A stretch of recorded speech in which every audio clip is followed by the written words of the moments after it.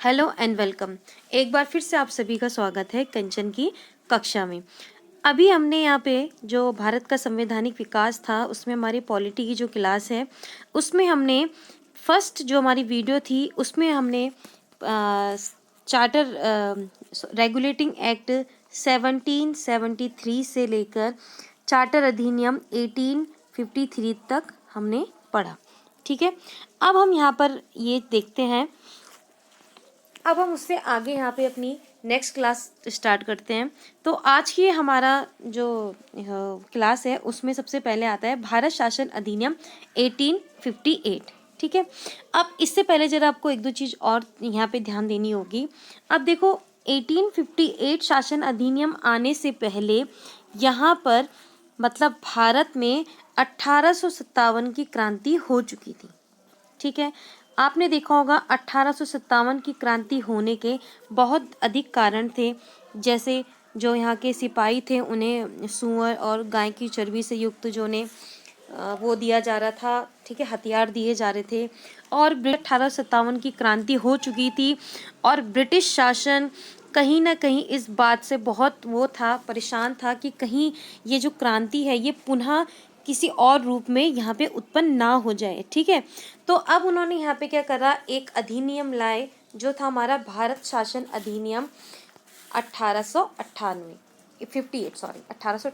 ठीक है, अब यहाँ पे हमने यहाँ पे देखा कि जब ये भारत शासन अधिनियम 1858 आया तो सबसे पहला जो इनका काम था वो यहाँ पे ये था कि भारत का शासन ब्रिटिश क्राउन के हाथ में देना। ठीक है, अभी तक क्या था कि ईस्ट इंडिया कंपनी यहाँ पे शासन मतलब ईस्ट इंडिया कंपनी के हाथों में ज़्यादा से ज़्यादा जिम्मेदारी दी गई थी। भले यहाँ पे अलग अलग पद भी बनाए गए थे, लेकिन यहाँ पे क्या था कि जो ब्रिटिश जो सांसद थी या ब्रिटिश जो क्राउन था वो इनडायरेक्टली यहाँ पर अपना शासन कर रहा था। लेकिन अब इस चीज़ को इन्होंने क्या कर दिया, डायरेक्ट बना दिया। मतलब भारत का जो शासन था वो ब्रिटिश क्राउन के हाथ में इन्होंने डायरेक्टली दे दिया था। ठीक है, सेकंड इन्होंने यहाँ पे क्या किया कि मुगल पद को, मुगल सम्राट का जो पद था उसे पूरी तरह से समाप्त कर दिया गया। इसी तरह थर्ड इनका पॉइंट था ऑफ कंट्रोलर और बोर्ड ऑफ डायरेक्टर की जो इन्होंने दो पद बनाए थे उनको पूर्णतः इन्होंने समाप्त कर दिया। तो बहुत इंपॉर्टेंट क्वेश्चन है कि किस अधिनियम द्वारा बोर्ड ऑफ कंट्रोलर और बोर्ड ऑफ डायरेक्टर के पद समाप्त किए गए, तो वे थे हमारे भारत शासन अधिनियम 1858। ठीक है, नेक्स्ट इन्होंने यहाँ पे ये करा था कि भारत का जो गवर्नर जनरल है, ठीक है, उसको वाइसराय की उपाधि दे दी गई थी। मतलब अब भारत का गवर्नर जनरल हमारा वाइसराय कहलाएगा। ठीक है, आपने देखा होगा कि पहले यहाँ बंगाल में गवर्नर थे, फिर बंगाल का गवर्नर जनरल बना, फिर वही बंगाल का गवर्नर जनरल ना होके अब क्या बन गया, भारत का गवर्नर जनरल बना। अब इन्होंने यहाँ पे उसको गवर्नर जनरल ना होके बल्कि वाइसराय की उपाधि दी गई। ठीक है, अब इसमें क्वेश्चन आता है कि प्रथम भारत के प्रथम वाइसराय कौन थे, लॉर्ड कैनिंग थे। ठीक है, इसी तरह भारत के अंतिम वाइसराय भी कौन थे, लॉर्ड कैनिंग थे। ठीक है, नेक्स्ट इन्होंने यहाँ पे क्या करा कि मंत्री पद की व्यवस्था को इन्होंने स्टार्ट करा।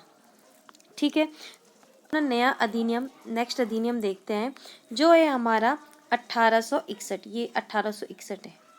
ठीक है, ये 1861 का भारत शासन अधिनियम। ठीक है, अब हम यहाँ पे जो 1861 का इस तरह से, अब जो यहाँ पे 1861 का भारत शासन अधिनियम था उसमें आपने यहाँ देखा होगा कि उससे पहले आप एक चीज़ ध्यान देना कि जो 1773 और 1833 यहाँ तक के जो भी चार्टर अधिनियम आए, ठीक है, उनमें क्या हुआ, शक्ति का केंद्रीकरण किया गया। शक्ति का केंद्रीकरण का मतलब होता है कि मतलब क्या होगा कि एक किसी क्या बोलते हैं, एक बीच में पावरफुल इंसान रहेगा। ठीक है, पावर मतलब क्या होगा, किसी एक जो मेन है जो यहाँ पे कर रहा है उसके पास रहेगी और अंडर में इसकी क्या रहेंगी, अलग अलग जगह रहेंगी। ठीक है, जैसे मुंबई और मद्रास बंगाल के गवर्नर जनरल के पास थे ना, तो ये क्या था, शक्ति का केंद्रीकरण। मतलब यहाँ का जो गवर्नर जनरल जो चाहेगा वो यहाँ का विद बनेगा, सब कुछ काम होगा। ठीक है, तो ये शक्ति का क्या गया, केंद्रीकरण किया गया। लेकिन अब इसके बाद जब क्या हुई, 1857 की क्रांति हुई और उसके बाद उन्होंने मतलब ब्रिटिश संसद द्वारा ये सोचा गया, क्राउन द्वारा सोचा गया कि शक्ति जो मतलब क्या होगी, केंद्र के पास होगी तो कंट्रोल सही नहीं होगा। ठीक है, अगर कोई एक रूल करेगा तो कंट्रोल सही नहीं होगा। तो धीरे धीरे इन्होंने क्या करा, शक्ति का विकेंद्रीकरण शुरू करा। ठीक है, तो यहाँ पे एक इम्पॉर्टेंट पॉइंट यहाँ से ये निकल के आता है कि शक्ति के विकेंद्रीकरण की प्रक्रिया शुरू हो गई। ठीक है, मतलब अब धीरे धीरे क्या हो गया कि जो जिस तरह से हमारे ये मद्रास और मुंबई की जो हमारी वो थी प्रेसिडेंसी थी, वो अपने कहीं ना कहीं विधि अधिनियम बना सकती थी। ठीक है, अच्छा, सेकंड इसमें यहाँ पे क्या हुआ, विभागीय प्रणाली शुरू की गई लॉर्ड कैनिंग द्वारा। और जो हमारे गवर्नर जनरल थे, या अब जो बाद में हमारे क्या बन गए, वाइस राय बन गए, उनको अध्यादेश जारी करने की शक्ति प्रदान की गई। ठीक है, और उसकी जो सीमा होती थी वो कितने महीने की थी, 6 माह तक। ठीक है, तो आई होप आपको इतना समझ में आ चुका होगा। इसके आगे हम देखते हैं अब 1873 का अधिनियम। 1873 का जो अधिनियम था, इसमें ज़्यादा कुछ इस तरह से इम्पोर्टेंट नहीं था। इसमें सिर्फ एक ही चीज़ इम्पोर्टेंट है कि ईस्ट इंडिया कंपनी को अब इन्होंने पूरी तरह से भंग कर दिया। ठीक है, और इसकी डेट क्या है हमारी, 1 जनवरी 1884 को। ठीक है, ये आप डेट याद रखिएगा कि 1 जनवरी 1884 को ईस्ट इंडिया कंपनी को भंग किया गया। किस अधिनियम के द्वारा, तो 1873 के अधिनियम द्वारा। ठीक है, 1876 का शाही उपाधि का अधिनियम। तो यहाँ पे हमारी क्या थी, जो हमारी महारानी विक्टोरिया थी, जो हमारी ब्रिटेन की जो महारानी थी, उसको भारत की साम्राज्ञी घोषित किया गया। ठीक है, तो किस अधिनियम द्वारा ब्रिटेन की महारानी विक्टोरिया को भारत की साम्राज्ञी घोषित किया गया, तो वो था हमारा 1876 का शाही उपाधि अधिनियम। ठीक है, अब नेक्स्ट हमारा आता है अधिनियम है कि 1892 का भारत परिषद अधिनियम। ठीक है, अब देखिए 1892 में क्या हो गया, यहाँ पर क्या हो गया, जन चेतना का धीरे धीरे क्या हो गया, भारत में विकास होने लगा। और 1885 में आप सभी को पता है कांग्रेस की भी स्थापना की गई। ठीक है, भारतीय राष्ट्रीय कांग्रेस की स्थापना की गई, और जिनके द्वारा अपने विचारों को समय समय पर उठाया जाने लगा, अपनी बातों को ब्रिटिशों के समक्ष रखा जाने लगा। तो अब यहाँ पे क्या था, एक अधिनियम लाने की आवश्यकता थी। तो उस अधिनियम का जो नाम पड़ा, वो पड़ा 1892 का भारत परिषद अधिनियम। ठीक है, अब यहाँ पे भारत परिषद अधिनियम में क्या हुआ कि भारतीय सदस्यों को वार्षिक बजट पर बहस, प्रश्न करने और पूछने का अधिकार प्राप्त हुआ। अभी तक जो भारतीय थे उन्हें इस तरह का कोई अधिकार प्राप्त नहीं हुआ। तो अब उन्होंने धीरे धीरे जो ब्रिटिश जो थे हमारे, उन्होंने, ब्रिटिश संसद थी या क्राउन था, उन्होंने यहाँ पे धीरे धीरे भारतीयों को क्या करने दिया, थोड़े अधिकार देने लग गए। ठीक है, ताकि उन्हें लगा कि अब क्योंकि भारत के लोगों में राष्ट्रीय जन चेतना काफ़ी वो हो चुकी थी, अपने मतलब उत्पन्न हो चुकी थी, उसका विस्तार हो चुका था। तो अब धीरे धीरे कहीं ना कहीं जो कानून जो बनने लगे, कहीं ना कहीं थोड़े थोड़े भारतीयों के हितों को ध्यान में रखते हुए भी आगे बढ़ने लगे। इम्पॉर्टेंट पॉइंट है कि अप्रत्यक्ष चुनाव प्रणाली की शुरुआत कब की गई, तो अप्रत्यक्ष चुनाव प्रणाली की जो शुरुआत है वो 1892 के भारत परिषद अधिनियम के अंतर्गत की गई। ठीक है, अब हम अपना नेक्स्ट देखेंगे यहाँ पे। अब नेक्स्ट हमारा आता है 1909 का भारत परिषद अधिनियम या मार्ले मिंटो एक्ट हम जिसे कहते हैं। ठीक है, इससे पहले आप एक चीज़ ध्यान रखना कि आपको पता होगा कि 1905 में बंगाल विभाजन हुआ। ठीक है, इसी के बाद क्या हुआ, हमारा स्वदेशी आंदोलन शुरू हुआ, और कहीं ना कहीं जो हमारी कांग्रेस थी वो 2 भागों में विभाजित हो गई। एक थी हमारी नरम दल और दूसरी थी हमारी गरम दल। ठीक है, 2 भागों में विभाजित हो गई। अब देखिए इसमें क्या था, इस चीज़ का जो फायदा था कहीं ना कहीं ब्रिटिशर्स को मिल रहा था। ठीक है, क्योंकि जो कांग्रेस थी उस समय की मतलब एक बहुत बड़ी संस्था थी, जो मतलब ब्रिटिशर्स के सामने अपनी कोई भी मांग, कोई भी प्रस्ताव वगैरह रखने में सक्षम थी। ठीक है, तो अब यहाँ पे क्या करा, ब्रिटिशर्स को यहाँ पर क्या मिल गया, एक वो मिल गया, एक रास्ता मिल गया कि इनके बीच में क्या भेदभाव उत्पन्न किया जाए। ठीक है, तो उन्होंने क्या करा, हिंदू मुस्लिम भेदभाव को उन्होंने उत्पन्न करने की कोशिश की। ठीक है, उन्होंने क्या करा, प्रणाली की शुरुआत की। अब हम बात करते हैं पृथक निर्वाचन प्रणाली। पृथक निर्वाचन प्रणाली मतलब कि जो मुस्लिम सदस्यों का जो चुनाव होगा उसमें मुस्लिम मतदाता ही उन्हें वो करेंगे, वोट देंगे। ठीक है, तो उन्होंने पृथक निर्वाचन प्रणाली शुरू कर दी, जिससे हिंदू मुस्लिम एकता पे कहीं ना कहीं एक इन्होंने बड़े बहुत ही विभाजन का कार्य या उसका एक बीज बो दिया था। ठीक है, अब इसके बाद नेक्स्ट इनका यहाँ पे क्या था, नेक्स्ट इनका पॉइंट था कि कार्यकारी परिषद में भारतीयों को प्रथम बार शामिल किया। अब धीरे धीरे जो हमारी काउंसिल थी उसमें भी भारतीयों को स्वतंत्र वो भारतीयों को शामिल किया गया। इससे पहले वाले उसमें हमने देखा कि जैसे बजट बनाने में और बजट के उसमें प्रश्न पूछना वगैरह कुछ भी है तो उसमें भारतीयों को शामिल किया गया। अब धीरे धीरे इन्होंने और चीज़ में उन्हें ऐड करना शुरू कर दिया कि कार्यकारी परिषद में भारतीयों को प्रथम बार इन्होंने क्या करा, शामिल किया। ठीक है, अब हम नेक्स्ट देखते हैं कि परिषद के सदस्यों को बजट, लोकहित विषय प्रश्न पूछने और प्रस्ताव लाने का भी अधिकार दिया गया। हमारा 1919 का नेक्स्ट है हमारा 1919 का भारत शासन अधिनियम, जिसे हम बोलते हैं मॉन्टेग्यू चेम्स सुधार। ठीक है, मॉन्टेग्यू चेम्सफोर्ड सुधार अधिनियम भी इसे कहा जाता है। इस जो हमारा ये जो अधिनियम है इसमें जो मॉन्टेग्यू था ये थे हमारे सचिव, ये क्या थे, हमारे सचिव थे। ठीक है, ये हमारे सचिव थे और चेम्सफोर्ड उस समय के क्या थे, हमारे वाइस राय थे। चेम्सफोर्ड वाइस राय थे। ठीक है, इसलिए इसको क्या बोलते हैं, मॉन्टेग्यू चेम्सफोर्ड हमारा अधिनियम या सुधार अधिनियम इसे कहा जाता है। ठीक है, अब इस जो हमारा जो अधिनियम था इसमें कभी कभी इम्पोर्टेंट एक चीज़ भी और आती है कि 1919 के भारत शासन अधिनियम में इंग्लैंड के प्रधानमंत्री कौन थे, तो इंग्लैंड के प्रधानमंत्री थे लॉर्ड जॉर्ज। ठीक है, इंग्लैंड के जो प्रधानमंत्री थे वो हमारे थे उस समय लॉर्ड जॉर्ज थे। और आपको पता है कि सचिव कौन थे, मॉन्टेग्यू थे, और चेम्सफोर्ड उसमें कौन से थे, हमारे वाइस राय थे। ठीक है, अब इन्होंने यहाँ पे क्या किया कि महिलाओं को इन्होंने सबसे पहले क्या दिया, वोट देने का अधिकार दिया। ठीक है, महिलाओं को इन्होंने क्या दिया, वोट देने का हमें अधिकार दिया। ठीक है, अच्छा, फिर सेकंड उन्होंने क्या करा, केंद्रीय बजट को राज्य बजट से अलग कर दिया गया। अभी तक जो हमारा केंद्र और राज्य का जो बजट था वो दोनों साथ साथ आते थे, लेकिन अब इन्होंने यहाँ पे केंद्रीय बजट को राज्य के बजट से अलग कर दिया गया। ठीक है, नेक्स्ट आता है हमारा केंद्र में द्विसदनात्मक विधायिका। अब देखिए, केंद्र में द्विसदनात्मक विधायिका का मतलब क्या होता है, जैसे आप अभी देखते हैं केंद्र में क्या है, एक लोकसभा एक राज्यसभा है। ठीक है, तो ये किसकी देन है, ये हमारी इसी 1919 के मॉन्टेग्यू चेम्सफोर्ड की देन है हमारी। इससे पहले जो हमारा क्या होता था कि एक होती थी राज्य परिषद और एक होती हमारी केंद्रीय विधायिका। ठीक है, लेकिन इसमें हमारा क्या कर दिया कि लोकसभा राज्यसभा को यहाँ पे ऐड कर दिया गया। नेक्स्ट है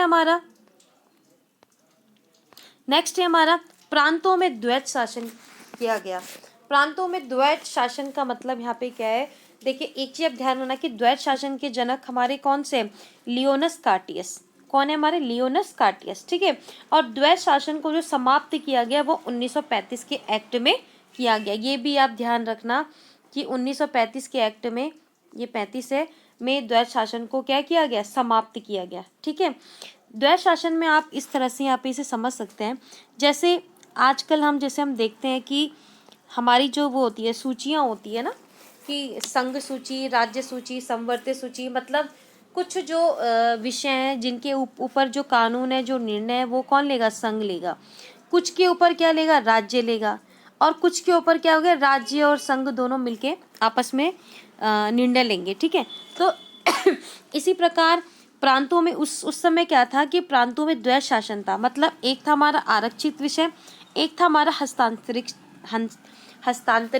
विषय। ठीक है, तो प्रांतों में क्या किया गया, द्वैत शासन शुरू किया गया। ठीक है, अच्छा, और ये आपको पता ही कि प्रांतों में द्वैत शासन के जो जनक थे वो कौन थे, लियोनस कार्टियस। ठीक है, नेक्स्ट हम पॉइंट देखते हैं कि भारत में लोक सेवा आयोग का गठन किया गया, और ये गठन 1 अक्टूबर 1926 को किया गया। किसके द्वारा, ली आयोग द्वारा किया गया। मोस्ट इंपॉर्टेंट क्वेश्चन कि भारत में लोक सेवा आयोग का गठन कब किया गया, 1 अक्टूबर 1926 को। किस अधिनियम के तहत किया गया, अधिनियम द्वारा, और ये कौन से कितने तारीख को हुआ, 1 अक्टूबर 1926, और किस आयोग द्वारा किया गया, ली आयोग द्वारा किया गया। आई होप आपको इतना समझ में आ चुका होगा। अब हम बढ़ते हैं अपने नेक्स्ट की तरफ। इसमें एक चीज और किया गया कि भारत सचिव का जो अधिकार है, भारत सचिव को क्या दिया गया, एक अधिकार दिया गया कि वो महालेखा नियंत्रक की नियुक्ति कर सकता है। ठीक है, महालेखा नियंत्रक की नियुक्ति मतलब वो जैसे इस समय हम जिसे कैग कहते हैं, उनकी नियुक्ति वो कर सकता है। ठीक है, प्रत्यक्ष निर्वाचन व्यवस्था, आप देख रहे हैं निर्वाचन प्रणाली में पहले क्या हुआ हमारा, अप्रत्यक्ष निर्वाचन प्रणाली, उसके बाद सांप्रदायिक हुई, फिर उसके बाद महिलाओं को वोट देना शुरू किया गया, फिर उसके बाद नेक्स्ट वाले में प्रत्यक्ष निर्वाचन व्यवस्था प्रारंभ की गई। इस अधिनियम में एक चीज और किया गया कि वायसराय को शक्तियां दी गई। क्या दी गई कि आपातकालीन स्थिति में वो अध्यादेश जारी कर सकता है, आपातकालीन स्थिति में अध्यादेश जारी करना। ठीक है, नेक्स्ट है हमारा कि विधानमंडल में नामंजूर और विधेयक अनुदानों को पारित करना। ठीक है, जो हमारे नामंजूर हैं या अनुदान विधेयक को पारित करना, ये सब शक्तियाँ किसे दी गई, वायसराय को दी गई। ठीक है, नेक्स्ट हमारा शासन अधिनियम 1935। ठीक है, आपने यहाँ पे भारतीय संविधान में देखा होगा, आप सबको पता होगा कि भारत शासन में भारत के जो संविधान है उसका जो मूल स्रोत है वो क्या है, हमारा भारतीय संविधान का मूल स्रोत है भारत शासन अधिनियम 1935। ठीक है, अब इसमें आप यहाँ पे एक चीज वो देखना कि इसमें क्या होते हैं, हमारे जो 321 आर्टिकल थे और 10 क्या थी, अनुसूचियां थी। ठीक है, अब इसमें से कहा जाता है कि लगभग 250 आर्टिकल के करीब शब्द सा ऐसे ही हमारे भारतीय संविधान में लिए गए हैं, तो ये काफ़ी बड़ी संख्या होती है, इसलिए इसको भारतीय संविधान का मूल स्रोत भी कहा जाता है। ठीक है, फर्स्ट पॉइंट तो आपको ये बात ध्यान में रखनी है। नेक्स्ट हम यहाँ देखते हैं कि प्रांतों में द्वैत शासन समाप्त कर दिया गया। ठीक है, और प्रांतीय स्वायत्तता शुरू हो गई। आपने देखा होगा प्रांतों में द्वैत शासन मतलब जैसे हमने कहा कि प्रांत में इससे पहले वाले आपने अधिनियम में देखा कि प्रांतों में द्वैत शासन मतलब क्या, कुछ विषय होंगे आरक्षित और हस्तांतरित। ठीक है, अब उस प्रणाली को इन्होंने क्या करा, बंद कर दिया 1935 के अधिनियम में, और प्रांतीय स्वायत्तता शुरू हो गई। मतलब अब जो हमारे प्रांत है वो जनरली क्या होते हैं, बिल्कुल स्वतंत्र और स्वशासित संवैधानिक आधार प्रदान करने वाले। ठीक है, नेक्स्ट क्या हो गया, केंद्र में द्वैत शासन प्रणाली शुरू हो गया। केंद्र में द्वैत शासन प्रणाली मतलब देखो पहले प्रांतों में थी, अब केंद्र में। ठीक है, आप प्लीज यहाँ कंफ्यूज ना होइएगा। अब देखो केंद्र में द्वैत शासन प्रणाली शुरू हुई, मतलब जैसे अभी हमने पिछले में पढ़ा था कि वो थे प्रांतों में कौन सी थी, हस्तांतरित और आरक्षित। अब यहाँ वहां पे खत्म हो गई, अब केंद्र में शुरू हो गई, जो हम अभी बोलते हैं संघ सूची, राज्य सूची और संवर्ती सूची। तो सेम वही था यहाँ पे, बस उसका नाम यहाँ पे क्या दे दिया, पहला था परिसंघ, दूसरा है प्रांतीय और तीसरा क्या है, हमारी संवर्ती सूची। ठीक है, नेक्स्ट हम आगे देखते हैं, इम्पोर्टेंट है संघीय न्यायालय की व्यवस्था। संघीय न्यायालय मतलब सुप्रीम कोर्ट की व्यवस्था 1937 में। आरबीआई की स्थापना 1 अप्रैल 1935 में। नेक्स्ट है भारत परिषद का इन्होंने क्या कर दिया था, अंत हो गया था। थर्ड है हमारा सांप्रदायिक निर्वाचन पद्धति। ठीक है, सांप्रदायिक निर्वाचन पद्धति का भी यहाँ पे शुरुआत हो चुकी थी। अगला जो हमारा पॉइंट है वो है अखिल भारतीय संघ का गठन। देखिए जो भारत था उस समय में, हम ऐसे नहीं कह सकते थे क्योंकि भारत क्या था, भारत में कुछ जो क्षेत्र था वो हमारा ब्रिटिशर्स के अधीन था, कुछ यहाँ देसी रियासतें थी। ठीक है, तो अब यहाँ पे जो इन्होंने क्या कहा कि भारत को एक क्या बना, अखिल संघ के रूप में इन्हें वो करा। आपको पता है तो जो हमारे बाल गंगाधर तिलक जी थे, उन्होंने हमारे यहाँ पे क्या करा, सॉरी वल्लभ भाई जो पटेल थे उनके द्वारा आपने देखा होगा कि प्रांतों में कि कभी देशी रियासतों को अपने यहाँ विलय करना, ये करना, ठीक है। तो धीरे धीरे यहाँ पे क्या हुआ, इस जो हमारा अधिनियम है 1935 का भारत शासन अधिनियम, इसके द्वारा अखिल भारतीय संघ का गठन किया गया, जिसमें कुछ देशी रियासतें थी, कुछ क्या बोलते हैं हमारे वो थे प्रांतों की थी, देशी रियासतें थी, और कुछ हमारे ब्रिटिश जो हमारे शासन, जहाँ पे ब्रिटिश जो शासन था उनको यहाँ पे लिया गया। एक और बहुत अलग चीज़ होती, एक और बहुत इंपॉर्टेंट चीज़ होती है यहाँ पे कि बर्मा को भारत से अलग कर दिया गया 1935 के भारत शासन अधिनियम में, ठीक है। तो आई होप आपको इतना समझ में आ चुका होगा। तो अब हम यहाँ पे अपना नेक्स्ट देखते हैं, भारत स्वतंत्रता अधिनियम 1947, ठीक है।